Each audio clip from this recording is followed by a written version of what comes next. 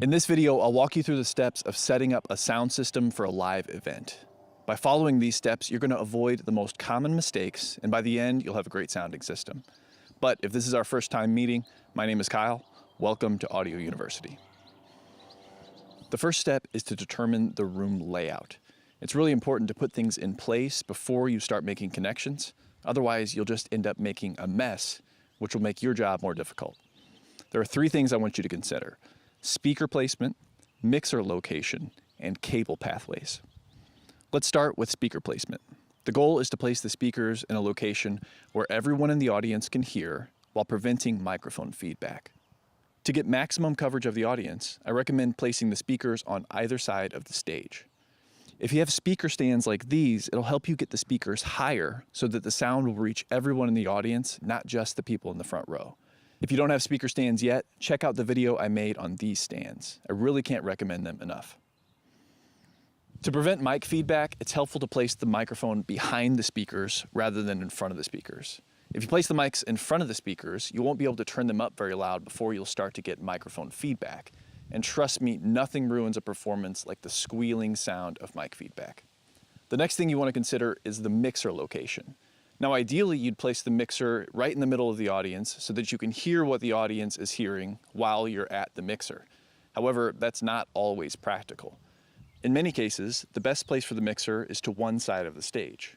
This keeps everything together so you won't need to run any long cables. In some settings, however, you'll need to hide the mixer so that it's out of sight. In those situations, you'll really just need to find a place to tuck the mixer away based on your unique situation. Once you've decided on the location of the stage, the speakers, and the mixer, you'll need to determine the safest cable pathways to avoid creating tripping hazards. Try to run the cables along the wall wherever possible.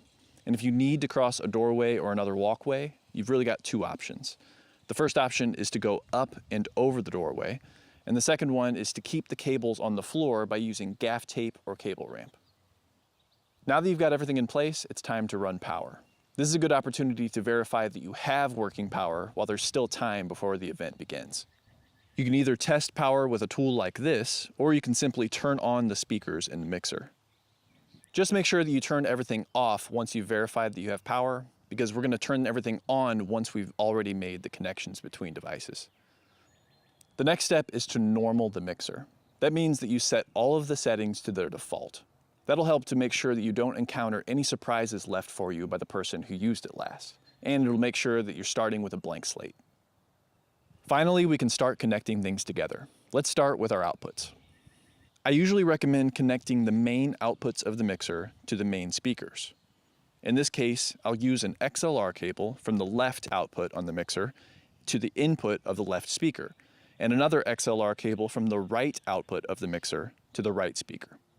If your mixer has 1/4-inch outputs instead, you can use a 1/4-inch TRS to XLR adapter that will convert those outputs to XLR. By the way, you can find links to everything I talk about in this video down in the description.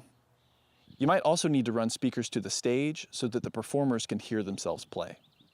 If you are running monitor speakers, I'd recommend connecting them with the auxiliary outputs on your console.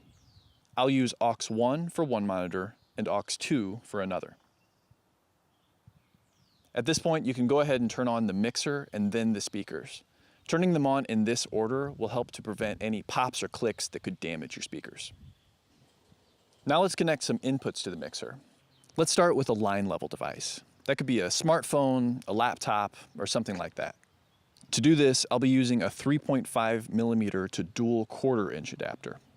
You could connect your device to any of these 1/4-inch line inputs, but I recommend using one of the stereo inputs instead. These stereo inputs will help you to save space and control both the left and right channel with one channel strip on the mixer.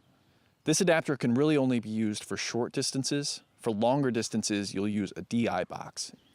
A direct box or DI box can be used in a few different ways. Let's say you've got a presenter on stage who wants to play a video for the audience. The distance from the laptop on stage to the mixer is just too far for the adapter that I just showed you. Instead, you should use a 2-channel DI box like the Radial Pro AV2 or a simple tool like the Rapco Horizon LTI blocks.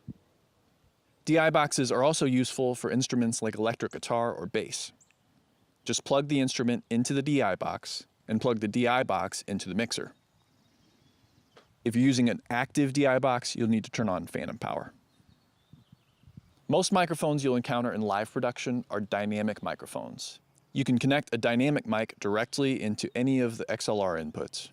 Condenser microphones are microphones that do require an external power source, and in most cases, they'll get power from the mixer through phantom power.